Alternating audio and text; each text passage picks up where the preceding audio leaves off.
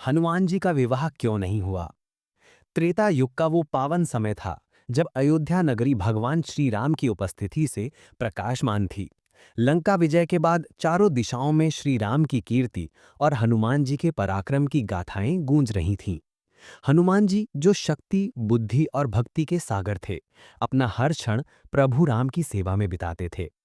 एक दिन की बात है, एक तपस्वी साधु अयोध्या पधारे। जब उनकी नजर महाबली हनुमान पर पड़ी तो वे ठिठक गए।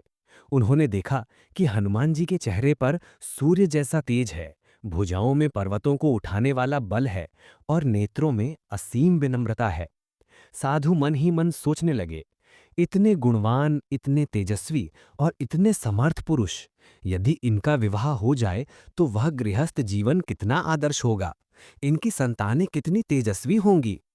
कौतूहलवश साधु हनुमान जी के समीप गए और बड़े स्नेह से पूछा, हे अंजनी पुत्र, हे महाबली, आपने लंका जलाई, समुद्र लांघा और असंभव को संभव किया। क्या आपने कभी विवाह करके अपना घर बसाने का विचार नहीं किया? साधु का प्रश्न सुनकर हनुमान जी के चेहरे पर एक दिव्य मुस्कान तैर गई। उस मुस्कान में सांसारिक सुखों के प्रति कोई मोह नहीं, बल्कि गहरा वैराग्य था। उन्होंने अत्यंत शांत स्वर में उत्तर दिया, मुनिवर, विवाह तो वहां होता है जहां हृदय में रिक्त स्थान हो। मेरा हृदय तो पहले से ही भरा हुआ है। साधु चकित रह गए। भरा हुआ है? किससे? हनुमान जी ने अपनी छाती पर हाथ रखते हुए कहा, मेरे रोम रोम में और हृदय के हर स्पंदन में केवल राम का वास है। एक सिंहासन पर दो राजा नहीं बैठ सकते और एक म्यान में दो तलवारें नहीं रह सकती। ठीक उसी तरह जिस हृदय में मेरे प्रभु राम विराजमान हैं, वहां किसी अन्य के लिए, किसी अन्य बंधन के लिए तनिक भी स्थान नहीं है। साधु निरुत्तर हो गए, लेकिन हनुमान जी ने अपनी बात को और स्पष्ट करते हुए तीन मुख्य कारण बताए। नंबर एक, अखंड सेवा का संकल्प। मुनिवर, मेरा जन्म ही प्रभु राम की सेवा के लिए हुआ है। गृहस्थ जीवन की अपनी जिम्मेदारियां होती हैं। यदि मैं विवाह कर लेता तो मेरा मन पत्नी और बच्चों के सुख दुख में बट जाता। तब मैं पूर्ण निष्ठा से अपने आराध्य की सेवा नहीं कर पाता। मैं अपने स्वामी के लिए हर पल उपलब्ध रहना चाहता हूँ, जो विवाह के बंधन में संभव नहीं था। नंबर दो, असीमित शक्ति का रहस्य। आप मेरे जिस बल की प्रशंसा कर रहे हैं, वह मेरे ब्रह्मचर्य का ही परिणाम है।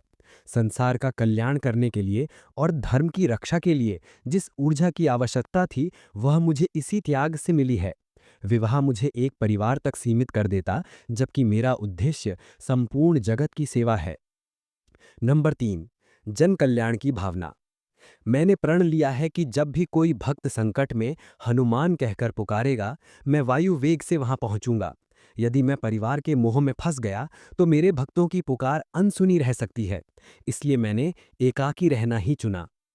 हनुमान जी के ये वचन सुनकर साधु की आंखों से अश्रुधारा बहने लगी। उन्होंने त्याग और प्रेम का ऐसा स्वरूप पहले कभी नहीं देखा था, जहां मैं और मेरा समाप्त हो जाए और केवल तू और तेरा ही शेष रहे। तभी वहां स्वयं मर्यादा पुरुषोत्तम श्री राम प्रकट हुए। उन्होंने हनुमान जी को गले लगा लिया और भाव विभोर होकर कहा, हनुमान, तुम मेरी भक्ति की जीवित प्रतिमा हो। संसार में लोग मुक्ति के लिए भक्ति करते हैं, लेकिन तुमने भक्ति के लिए मुक्ति को भी ठुकरा दिया। तुम्हारा यह त्याग युगों युगों तक याद रखा जाएगा। यह कहानी हमें सिखाती है कि जब जीवन का लक्ष्य महान हो, जैसे ईश्वर प्राप्ति या समाज सेवा, तो छोटे मोटे सुखों का मोह छोड़ना पड़ता है। सच्चा प्रेम और भक्ति वही है जहां मैं और मेरा समाप्त हो जाए और केवल तू और तेरा ही शेष रहे।